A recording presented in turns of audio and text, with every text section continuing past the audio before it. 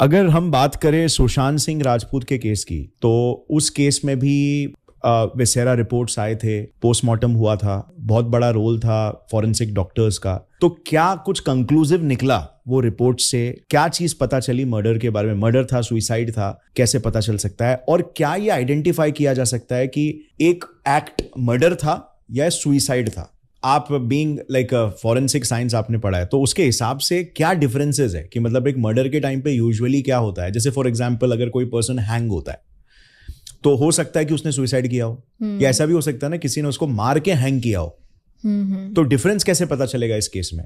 Hanging का जो case होते हैं, कोई भी अगर हैंगिंग का केस आता है तो उसमें बहुत सारे क्राइटेरिया होते हैं जो क्लियरली समझ में आ जाता है कि सामने वाला हैंगिंग से ही उसकी डेथ हुई है। हाँ। क्योंकि स्ट्रैंगुलेशन भी तो हो सकता है कि किसी का गला दबा के मार दिया गया हो, तो उस केस में भी सफोकेशन हो। हाँ, सफोकेशन तो तब भी हो रहा हो, फिर टांग दिया हो, ये भी हो सकता है। तो जनरली क्या होता है कि स्ट्रैंगुलेशन के केस में आपको बहुत सारी चीजें देखने मिलती है। पहली बात तो मार्क्स दिखेंगे, मार्क्स का डायरेक्शन भी तो दिखेगा। ओके, आप हैंग है बॉडी, डायरेक्शन ऊपर की तरफ होगा, तो वो चीज आपको देखने को मिलेगी। अगर आपको देखने मिल रहा है कि सीधे मार्क्स हैं, सीधे मार्क्स कैसे मिल सकते हैं? वो तो स्ट्रैंगुलेशन है, वो कुछ ना कुछ गड़बड़ हुआ है, यानी वहां पे वो चीज हो गई। फिर एक चीज ये भी होती है कि भाई एक टेस्ट होता है। मान लीजिए अगर कोई हैंग हुआ है तो उस टाइम पे उसका जिस साइड भी सर है वहां से सलाइवा आएगा, राइट, ग्रेविटी की वजह से उसके कपड़ों पे मिलेगा। तो आप टेस्ट लगा सकते हो कि सलाइवा प्रेजेंट था क्लोथ्स पे या नहीं था। मतलब बहुत बेसिक सा टेस्ट है, कंक्लूसिव नहीं होता ये कि नहीं इससे हमें ये प्रूफ ही कर दिया हमने, बट एक लीड मिल सकती है उससे। तो आपने टेस्ट लगाया, आपको पता चला कि हाँ सलाइवा था, वो भी इसी डायरेक्शन में जिस साइड बॉडी जो सर पाया गया। यानी कि वो हैंगिंग का केस हो सकता है, क्योंकि वो हैंग होने से पहले अलाइव था और उसका सर ऐसा था, तो कुछ टाइम तक सलाइवा ड्रिप हुआ है, तो वो एक लीड प्रोवाइड कर देता। तो ये सब बहुत छोटी छोटी सी चीजें होती हैं। फिर ये भी रहता है कि कुछ बोन्स का ब्रेक डाउन होता है जो बॉडी में, वो भी देखने को मिलता है कि जो पीछे हमारा वर्टिब्रल कॉलम है तो वो भी देखने मिलेगा, वो टूटेगा, उसकी वजह से यूजुअली डेथ होती है। उसकी वजह से, क्योंकि आपका ब्रेन कनेक्ट है वहां से, कॉर्ड, स्पाइनल कॉर्ड एकदम स्नैप हो जाता है, वो ब्रेक हुआ, यानी आपका ब्रेन और बॉडी का सिग्नल कट गया। Right, everything and. सबसे पहले ब्रेन डेथ ही होती है। अगर किसी की डेथ होती है तो वो ब्रेन डेथ होती है। ब्रेन बंद तो सब कुछ बंद।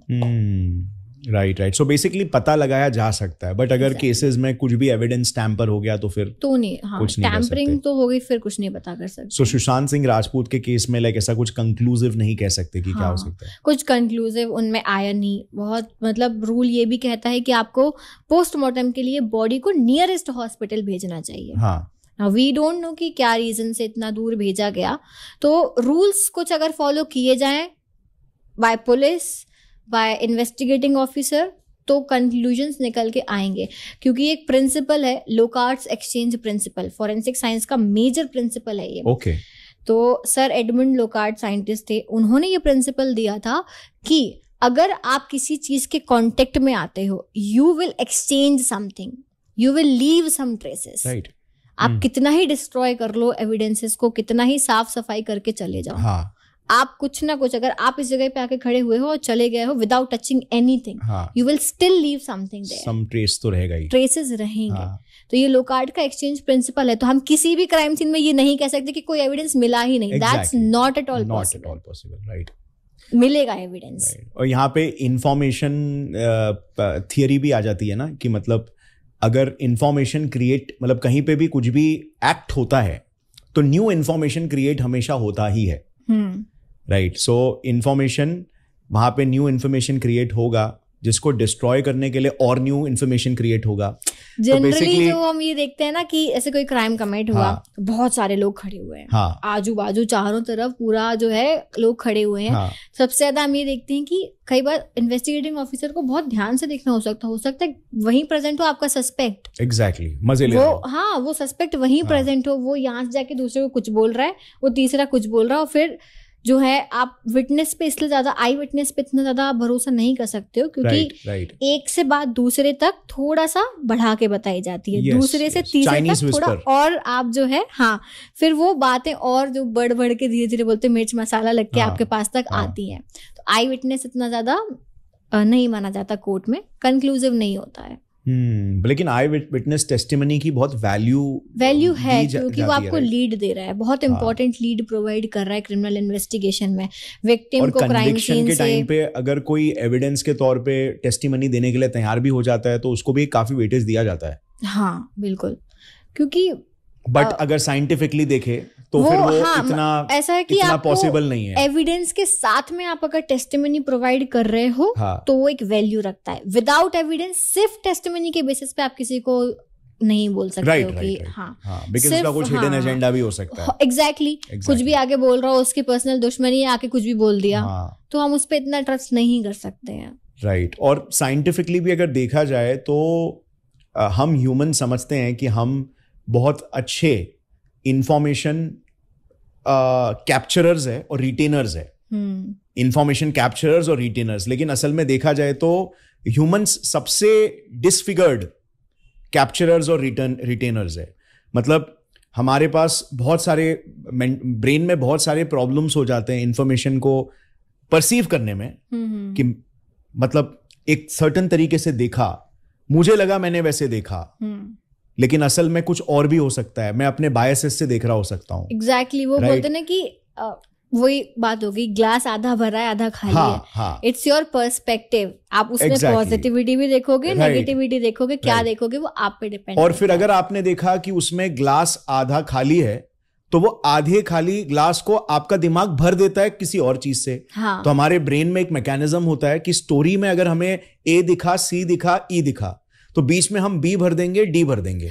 वो ब्रेन की एक टेंडेंसी होती है कि वो इन्फॉर्मेशन में कभी भी गैप्स आएंगे ना तो अपने उससे भर देता है कि ऐसा हुआ तो चाइनीज विस्पर इसीलिए हो जाता है कि मुझे एबीसी मालूम है तो डी, उसके आगे का जो है DEF वो सब मैंने खुद से बना के आगे भेज दिया ताकि स्टोरी लॉजिकल लगे। मतलब हमारे ब्रेन में बहुत सारे फैलेसीज है नेचुरली, और इसीलिए साइंटिस्ट लोग कभी भी अगर फॉर एग्जांपल जैसे कुछ लोग बोलते हैं कि हमने UFO को देखा, हमने भूत को देखा, हमने आत्मा को देखा, तो सबूत क्या है? मैंने देखा।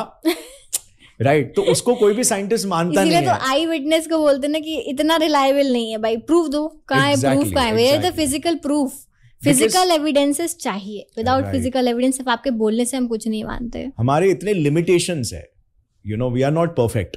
हाँ, जो डिवाइसेस है, जो मेजरिंग डिवाइसेस है, वो हमसे कहीं ज्यादा एक्यूरेट होते हैं, और इसीलिए साइंस में भी, इवन अगर हम बात करें फिजिक्स की, केमिस्ट्री की बात करें, किसी भी और सब्जेक्ट की बात करें, जहां पे भी कुछ भी साइंटिफिक डिस्कवरी हो रहा है, वो सब चलता है based on mechanical computerised electronic evidences, क्योंकि उसको ज्यादा तवज्जो दिया जाता है as compare to human witness करके। सो आई थिंक कोर्ट्स में भी ऐसा ही होना चाहिए, और ऐसा ही होता है, एविडेंस प्लस एन आई विटनेस टेस्टिमनी प्लस। हाँ, सिर्फ आई विटनेस को इतना ज्यादा वो नहीं मानते हैं। Okay. हाँ, लेकिन जो फॉरेंसिक एक्सपर्ट की टेस्टिमनी होती है दैट इज वेरी इंपॉर्टेंट, क्योंकि वो एक्सपर्ट टेस्टिमनी है। राइट। नॉर्मल आई विटनेस और एक्सपर्ट टेस्टिमनी में बहुत डिफरेंस है, तो वो मानी जाती है। जनरली जो रूल्स होते हैं या जो फॉरेंसिक की रिपोर्ट्स आती हैं, उसमें कभी भी आप कंक्लूजन नहीं देते हो कि मर्डर हुआ है, क्या था वो नहीं, सुसाइड हुआ है, ये आप कभी नहीं लिखोगे रिपोर्ट में। ओके। आपको जो पूछा गया है आप सिर्फ वो लिखोगे। कॉज ऑफ डेथ, हाँ, cause of death, type of death आपको पूछा गया है, टाइम ऑफ डेथ, या आपको ये पूछा गया है कि आपको डीएनए प्रोफाइलिंग करनी है इस ब्लड सैंपल की, तो आप डीएनए प्रोफाइलिंग करके अपनी रिपोर्ट दे दोगे। या फॉर एग्जांपल हेयर मिला है, आपको हेयर कंफर्म करना है कि हेयर किसका है, एनिमल हेयर है, ह्यूमन हेयर है, ह्यूमन हेयर है तो किसका हेयर है। आप उतना ही बताओगे जितना पूछा गया है, उसके आगे कुछ भी नहीं। इवन इफ यू नो, आप नहीं लिखोगे, फंस सकते हो आप ऑब्वियसली, क्योंकि आप जो लिख रहे हो वो आपको कोर्ट में प्रेजेंट करना है, और वो पुलिस का काम है, वो पुलिस कैसे का काम हुआ, है। वो पुलिस का कंक्लूजन पुलिस और लॉयर्स देंगे, मर्डर था, सुसाइड था, क्या था, वो उनके हाथ में, और कोर्ट डिसाइड करेगी, वो कोर्ट डिसाइड करेगी कि कौन सही है। हाँ, फॉरेंसिक एक्सपर्ट का जितना पूछा गया है वो उतना ही जवाब देंगे, दैट्स इट। ओके।